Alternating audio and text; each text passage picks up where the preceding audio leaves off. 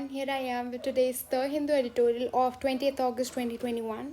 Before we move further on to read the editorial, let us have a quick glance over the vocabulary words that we're going to come across in this session. So the first word is partisan. It means a strong supporter of a party, cause, or person. So you support a party or a person not just because of the external outlook or how they appear, but also because of their ideologies and their motives and their actions. So you are a partisan if you support a specific party or a person because of their objectives and their intentions. So that means you are inclined towards them. So another word that can be derived or is related to this, that is being partial. So the next word is condemn. It means expressed complete disapproval of. That means to disagree completely with something. In other words, that is to criticize something. Criticize something.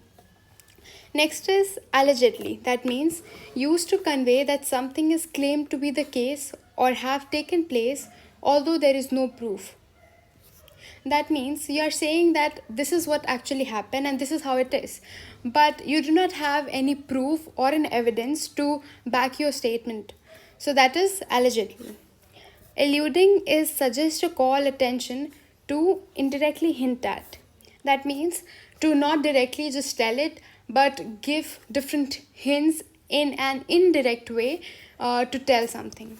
Plight is a dangerous, difficult, or otherwise unfortunate situation. That means you are in a very bad and very worse situation. Conspiracy is a secret plan by a group to do something unlawful or harmful. So, an action that has been taken, a secretive action, which is also very unlawful or harmful, that's called a conspiracy. That is some evil deeds, basically. Instigate is bring about or initiate an action or event. That means to start up something, to bolster something. That's called instigate. So before we move to read today's article, there's a similar incident that took place a few days ago in India itself. So let us have a quick glance over it. So this man is Lakhveer Singh, and he died due to excessive bleeding as he had been killed. A mob of farmers had killed him because they claimed that he had disrespected their holy book. And the post-mortem report revealed that he had 37 injury marks, and due to excessive bleeding he died. When different people were interviewed, this is what came forward. Some said that he had matchsticks in his pocket and he was running with the Guru Granth, and he had the intentions to burn it down. And some said he was running, and if he wouldn't have stopped him, then he would have dumped it into the dustbin. But at the same time, some claim that this is a conspiracy and it has a lot of relations. He had some relations with the BJP RRS CM, and he had been paid 30,000 and to disrespect this book, so that all this would happen, and then the farmers would be blamed and will have to stop this protest. So this is the Guru Granth Sahib and Sarvol Granth. These both are the religious holy books of Sikhs, but we do not know in specific which holy book is being talked about here.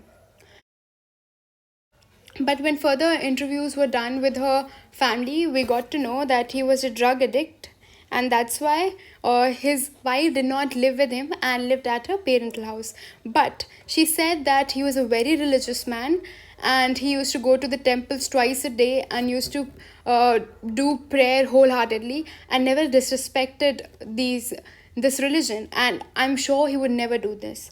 And in relation to what conspiracy it was being talked about, it said that this Nihang Baba has some relations because he was the head of the mob that killed him. And it's been witnessed that some days before this incident actually occurred, there was a meeting between him and the BJP government. So there are some relations, there could be some relations, and people are interpreting that there's a lot of hand of BJP government in it. But he claims that he does not have any hand in it, because he just went there and they had a meeting on the farmers, and the BJP was offering him 10 lakh cash and horses for vacating the Sindhu border dharna site. That means they were telling to stop this farmers' protest, and besides this, there were no other talks. So now let us read the article. So here also you see a holy book is being disrespected by keeping the holy book into some other lord's foot. So you see how disrespectful it will be. So I would like to pose you a question that why do we need to have so much of violence and fight over religion? Why do you need to protect your Lord? If your Lord was disrespected, then don't you think your Lord is self sufficient and capable enough to protect himself? Because if you are fighting for your Lord, that means your Lord isn't capable enough to fight for himself. That means that if the Lord is not able to protect himself, then how will he protect the people? So that's a very big question. So I think that whenever such incidents happen, we do not need to protect the Lord because he's sufficient and will be able to do it himself. And we don't need to fight over all these things and cause communal intolerance and violence. So the article is read as Trouble in Bangladesh. So this actually happened in Bangladesh, and the holy book of Quran was disrespected, and this picture went viral, and because of which there was a lot of violence. While India voices concern or attacks, it should not appear religiously partisan. That means here, if you look in India, Hindus are in majority, and also the current government, that is BJP, they follow the idea of Hindutva. And in Bangladesh, Hindus are in minority. So the concern that the BJP government or the government of India is showing currently should not have any connections with Hinduism or the religion they follow. Instead, it should be a general concern for the people who died. The UN, the US, and India have condemned, that is, they have very looked down upon the incidents of majoritarian violence against Bangladesh's Hindu minority community during Durga Puja in the past few days. So, this brutal killing of the minority group by the majority group in Bangladesh has been looked down upon by all the countries globally, including US, UN, and the United Nations. What is particularly worrying is that the attacks, which have left at least 6 people dead and dozens injured, have followed, according to the government, fake news reports shared over social media indicating a conspiracy to instigate the violence. So during this violence, about 6 people died, that's for sure, and more than 12, that is a dozen, have been injured. And this was a conspiracy because this photo was shared on social media platforms, and this it is claimed that it is a fake news, and it was just shared and it was viral all over the social media platforms, including Facebook, Twitter, WhatsApp, Instagram, and everywhere. And it's the government of India says that it's a fake news, and that's why it's a conspiracy. The mob violence appears to have begun in Komilia in Chittagong district, where an image allegedly showing disrespect to Quran was circulated and resulted in several major mob attacks on Hindu temples and homes belonging to minority community. So this is the place where it was shown that a Quran is being disrespected. So this photo went viral on all the social media platforms and was followed by mob lynching of the minority Hindu groups, their homes, their temples, and the community. The Narendra Modi government, which has sought to preserve good relations with Bangladesh Sheikh Hasina government, has also praised the authorities for moving quickly to take control of the situation. According to the police, more than 450 people have been arrested over the past week of violence and more than 70 cases filed in different parts of Bangladesh. So the current Prime Minister Narendra Modi's government has appreciated Sheikh Hasina's government and the initiative that they took to immediately control the situation, and they claim that they have arrested 450 people and there have been about 70 cases filed across Bangladesh. And this act has been very much appreciated by the Indian government.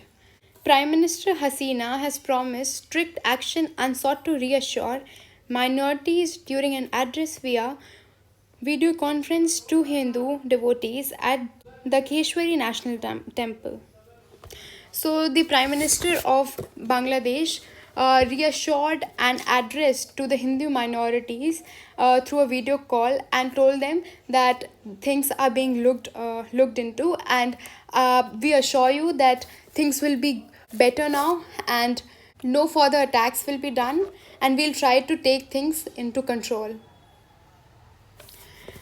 In a message for New Delhi, she also said that Bangladesh's big neighbor must be sensitive to the situation and alluding to violence against minorities in India.